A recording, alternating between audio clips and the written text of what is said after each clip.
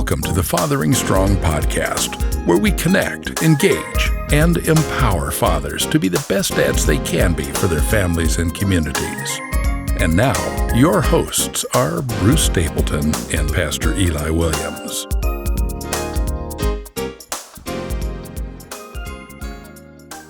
Hello, everyone, and welcome aboard for the 31st episode of the Fathering Strong podcast. My name is Eli Williams, and on our podcast, we have informative conversations, share fatherhood stories, and try to encourage and inspire one another, along with, as we go through our fathering journeys.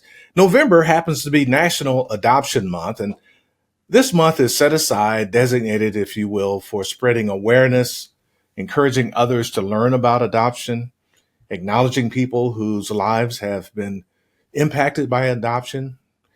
And the mission of the National Adoption Month is to celebrate the families who've grown through adoption and recognize that many people are still waiting for their forever families.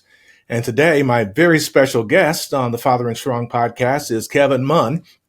Kevin is an adoptive father. He is a husband, a bivocational pastor, an international preacher, among other things. He's also a longtime friend and co-laborer in the gospel. Welcome, Pastor Kevin.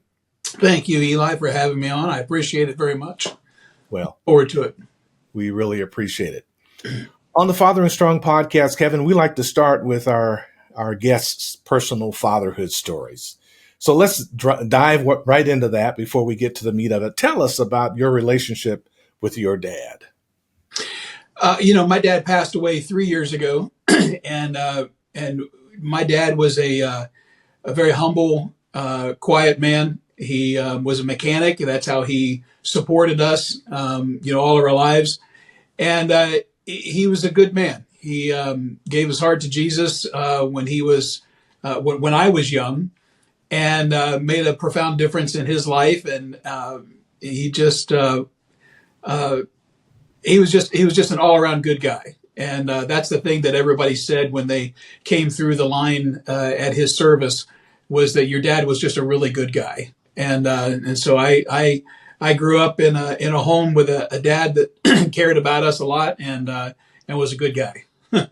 Yes, he was. I knew your dad. He indeed was a good man.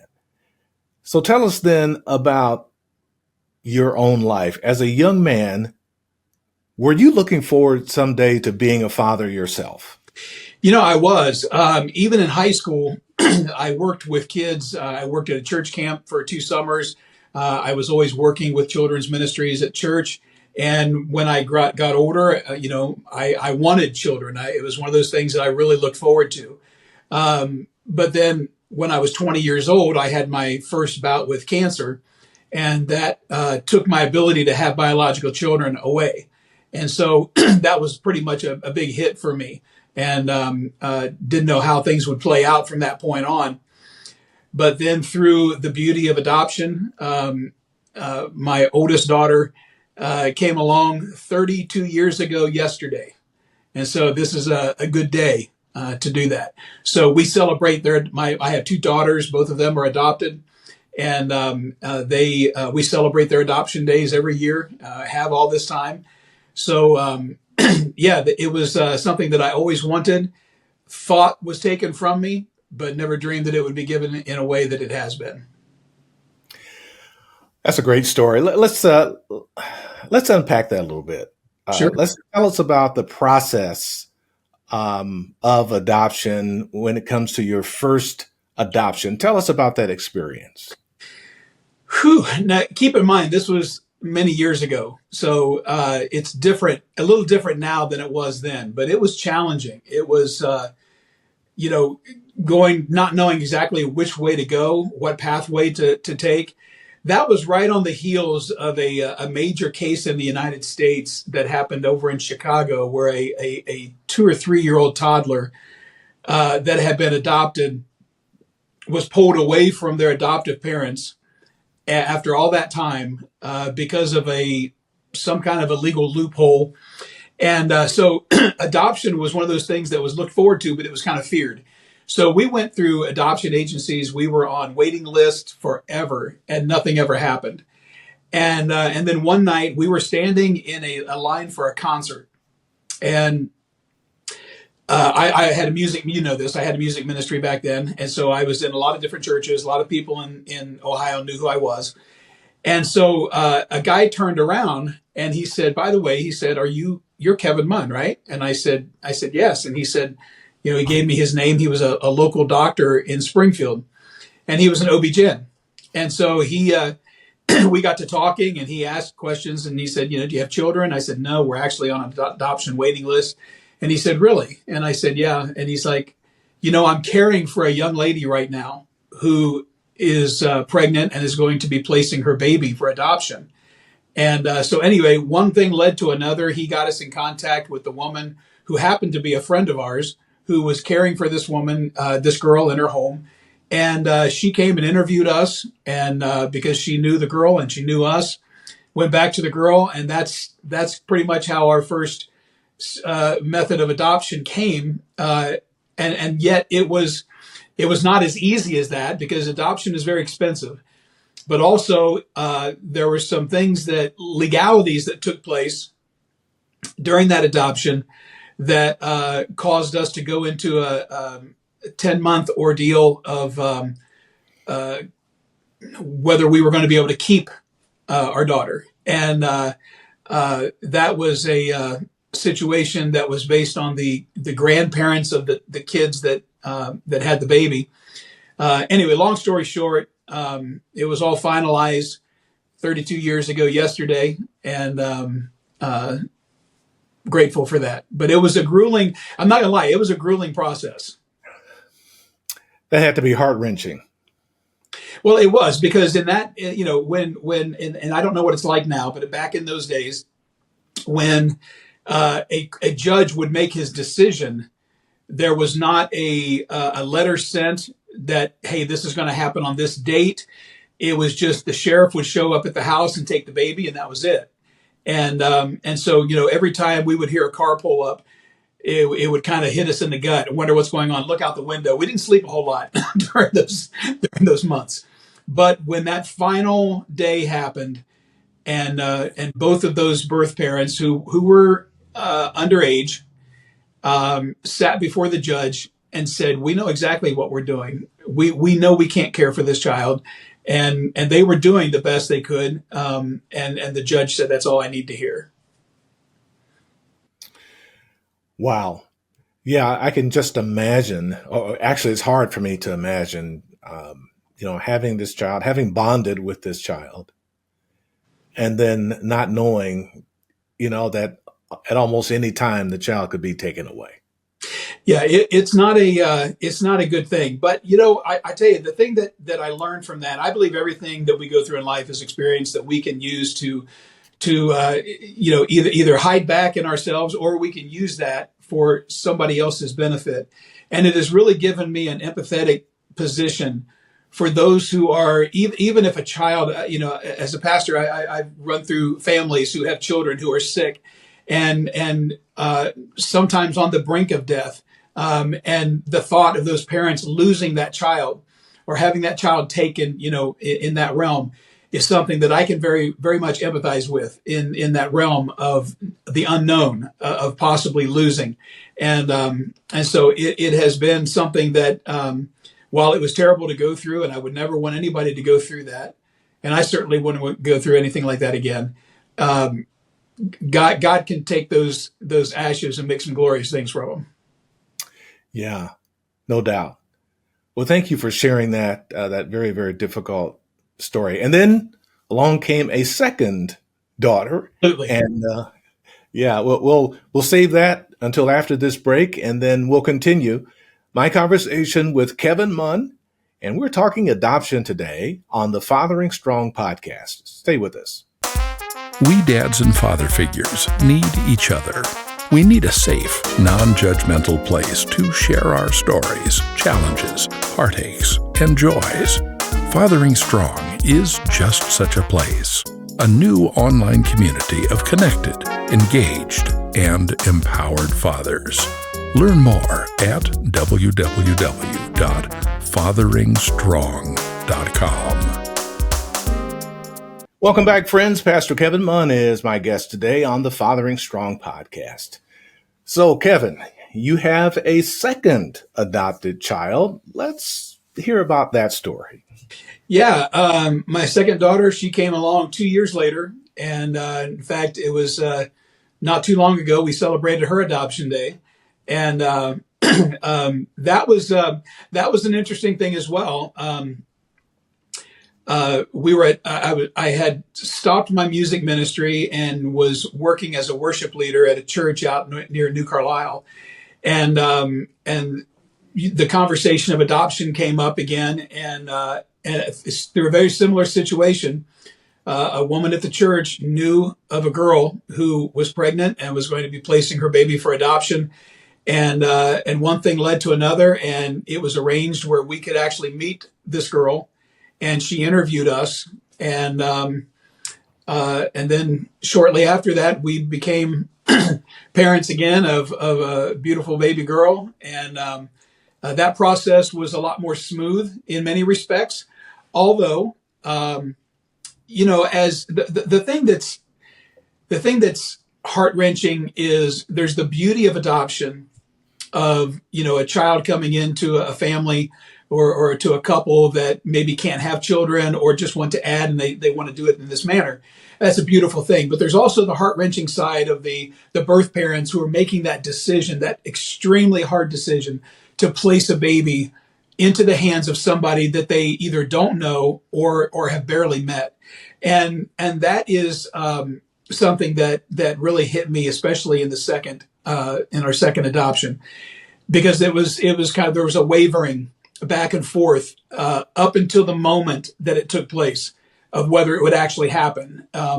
So, Wait, you mean the parent was vacillating as to whether or not they were going to go through with it? Yes. Yeah. Wow. She was a single mom, or a single girl who was pregnant. And it was just, that's a difficult decision. It's not something that anybody can take lightly. But anyway, the decision was made, and it was a good decision. But she stuck with the decision. Yes. Yeah. Yeah. Well, that's good. So my daughter's 32 and 30 years old, and not just. I have they're my adopted children, but through the years, God's given me other children in different places by different means. I have a daughter in the Dominican Republic. We have one that lives up in Boston who was a Chinese student that stayed here in the United States. So we have, there's a girl here in the community that lived with us for a while. So we kind of have kids all over. Yeah. Well, tell us how the daughter in the Dominican Republic came about.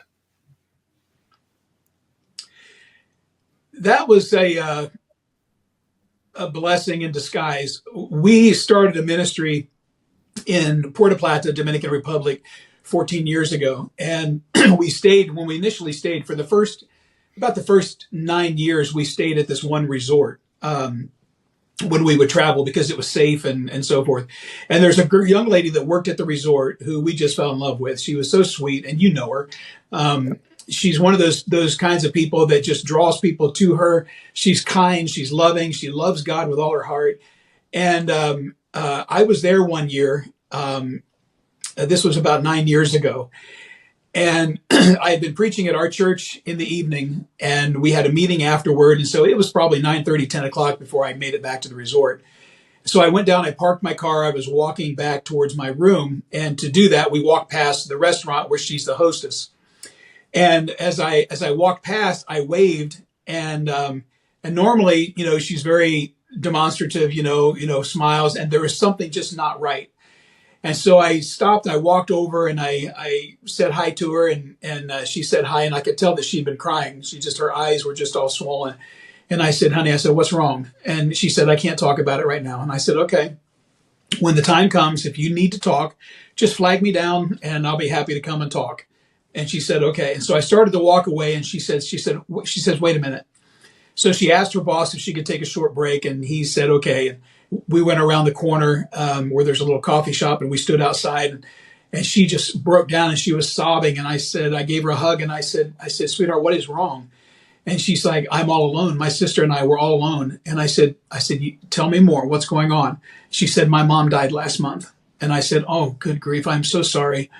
And more conversation. I said, well, where's your father? She said, my father died when I was a child. So we have nobody. And we talked at length for a little bit more. And before I left to go, I said, listen, no, you have to go back to work, but let's talk more. I said, but there's something I want you to know. And I said, I want you to look into my eyes because you'll be able to tell if I'm telling you the truth or not by looking at someone's eyes. I said, as long as there's breath in my body, you will always have a father.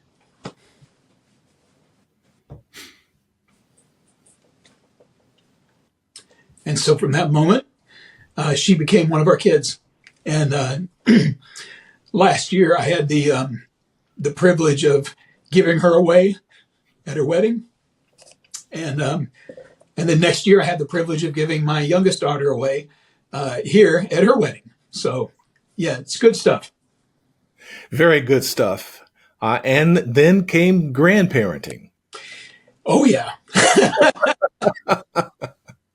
So you tell us about that. Not only do I have, of course, my two adopted children, but I also have two stepchildren, and then we have grandkids through that. So we have 6 grandchildren, 7, 8, 9. When you count all of them, we have a quiver full of grandchildren, and so yeah, they're a major blessing too.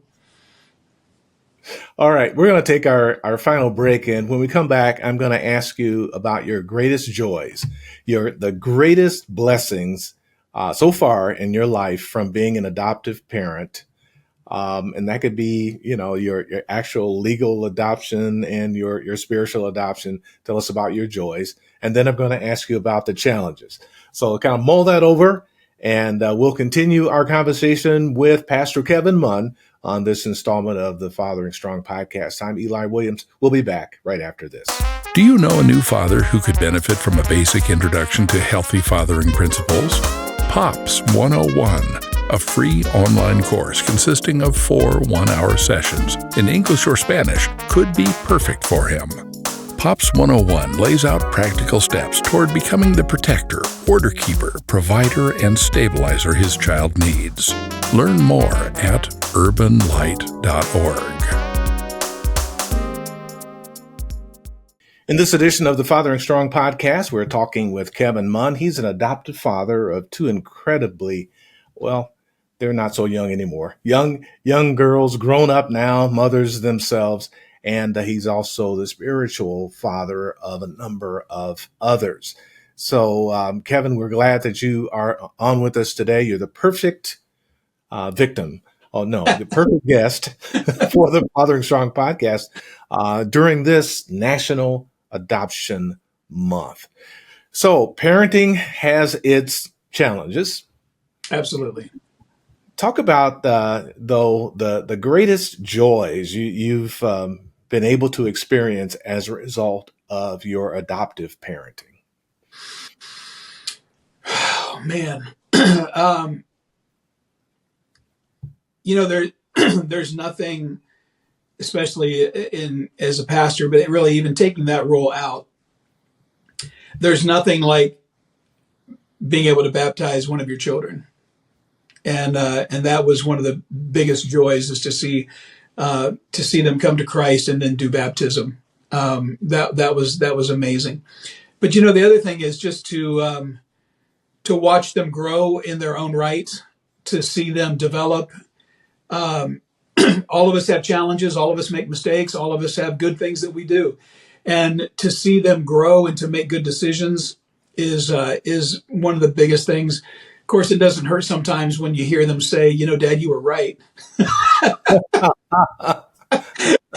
Doesn't happen often, but we cherish those times that it does.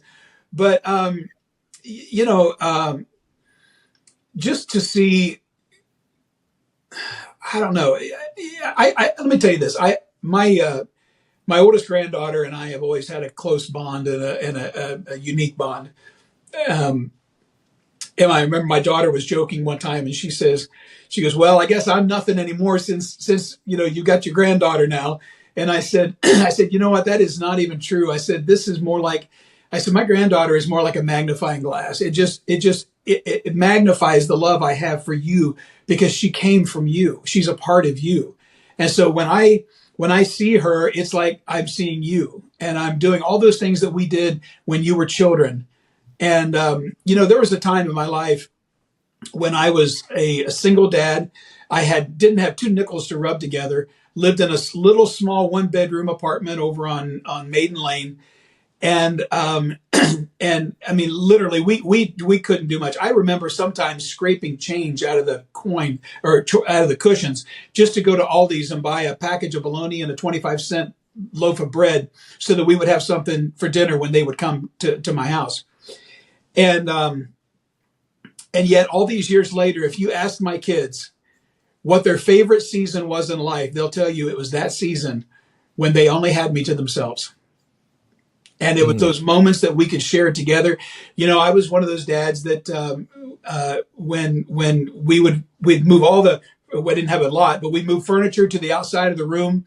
And I had this little TV and we would put on Taibo, and we would do workouts of Taibo together in the living room. We would dance in the living room together. We would do those things. And looking back, I cherish those moments. I celebrate that moment we had together.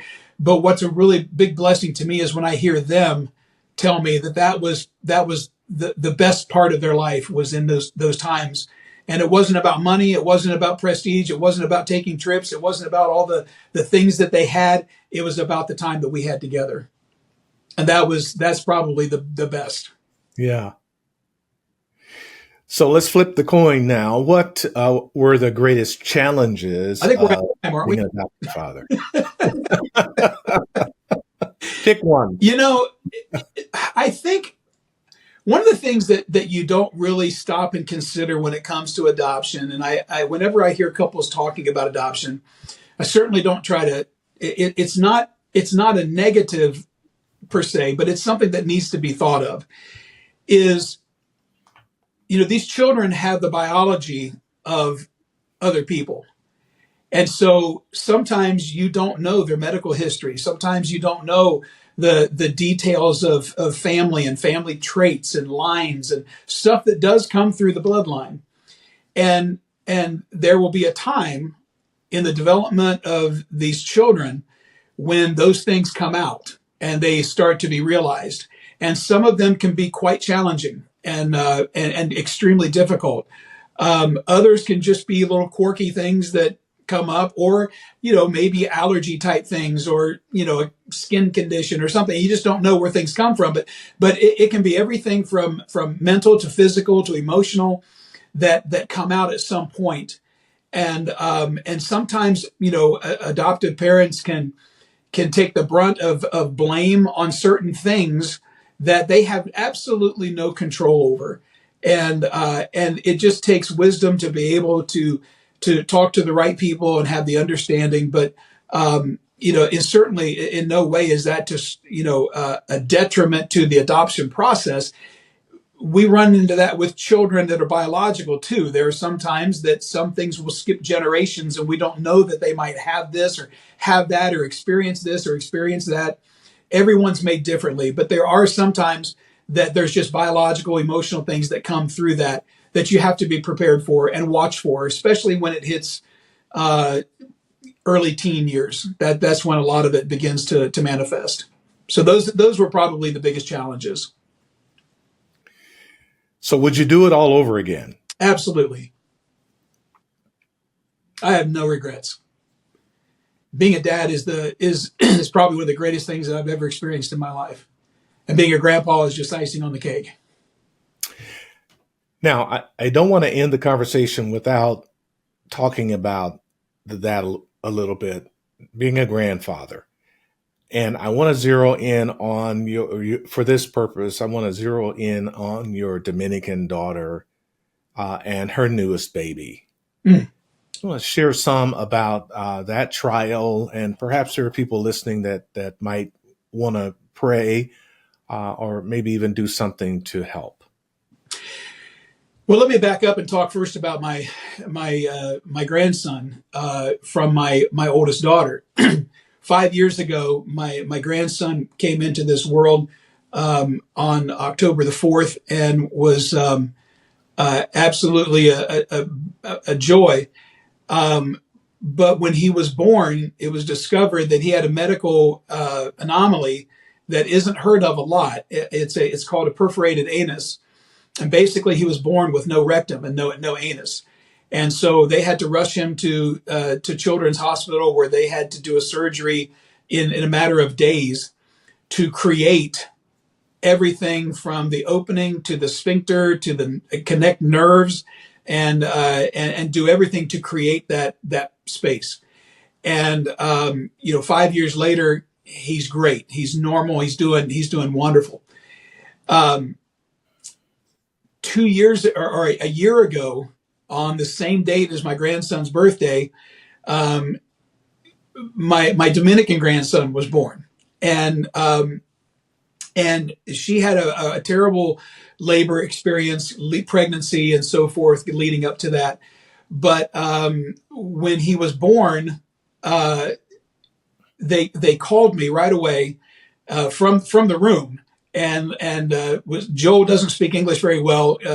Gregoria does, and he was letting me know that she couldn't speak. She was not able to talk, but I could tell by the look on her face that something wasn't right. And so the nurse took the phone and messaged me and explained to me that he was born with the exact same anomaly that my other grandson was born with, which to me is just unheard of. Only God could put people together that have that shared experience so that I could help encourage them and so forth all the way through this. So Gadiel just had his first birthday, and he is yet to be able to have the surgery to create that opening. All they did was put a hole in his side. No apparatus, no colostomy bag, nothing. They just put a hole in his side. And Yeah, it is a third world country, and their healthcare system is their healthcare system is very, very bad. and it all depends on where you are in the country too. On the North Shore, especially, it's next to nothing. You get down into Santo Domingo, where it's extremely expensive, where the people on the North Shore could not afford to go to. Medical care is much better. So he is going through this process. We were able to raise money to have the surgery done, but he's had multiple small surgeries in the process because there's been all these little things that have come up. And but he's doing well. He needs the big surgery, and we're really hoping that in December that happens.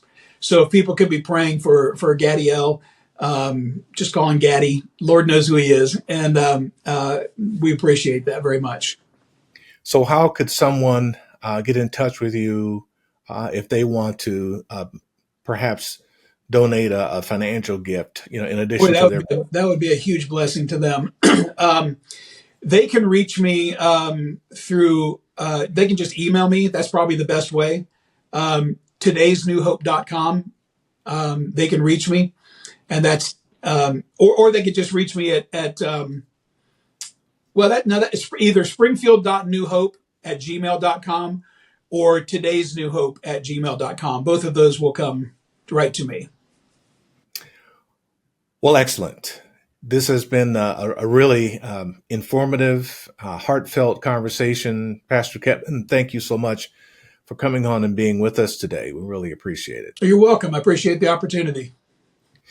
And that wraps up today's installment of the Fathering Strong podcast. FatheringStrong.com offers many other resources, including our weekly Fathering Strong blog posts.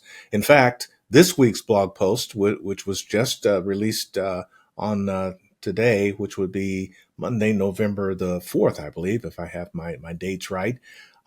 Look for that. It is about adoption, so you can get much more information, and there are some links on there where you can learn more about adoption. We also have on our FatheringStrong.com website videos, fatherhood courses, and so much more. We invite you to explore it today. That's FatheringStrong.com. Thanks again to Pastor Kevin Moehn. We appreciate him taking the time to talk with us today. And we thank you, friends, for being with us. Next time, our guest will be Barbara Colaroso. Ms. Colaroso is an internationally recognized speaker and author in the areas of parenting, teaching, school discipline, nonviolent conflict resolution, and reconciliatory justice. Join us then, won't you? In the meantime, I'll leave you with this from Romans 8:14 through 17 from the NLT. For all who are led by the Spirit of God are children of God. So you have not received a spirit that makes you fearful slaves. Instead, you received God's Spirit when He adopted you as His own children. Now we call Him Abba, Father, for His Spirit joins with our spirit to affirm that we are God's children. The spiritual adoption of believers into His family through Jesus Christ is a picture of the Heavenly Father's love, His grace, His mercy, and His provision. Giving a child the gift of family through adoption is one of the most godly things any human can do. That's all for today, friends. May the Lord bless you as you give your child what no one else on earth can. Your fully developed father love. That's Fathering Strong. Fathering Strong is powered by Urban Light Ministries, a not-for-profit organization serving the needs of families and children for nearly 30 years. Your support helps us continue turning the hearts of fathers to their children while meeting some of the immediate critical needs of struggling families with small children. Contributions of all sizes are welcomed at www.urbanlight.org. The Fathering Strong podcast is a production of Urban Light Ministries, with technical assistance from the Momentum Group, and Harold Rayford provides the theme music. So thank you for listening.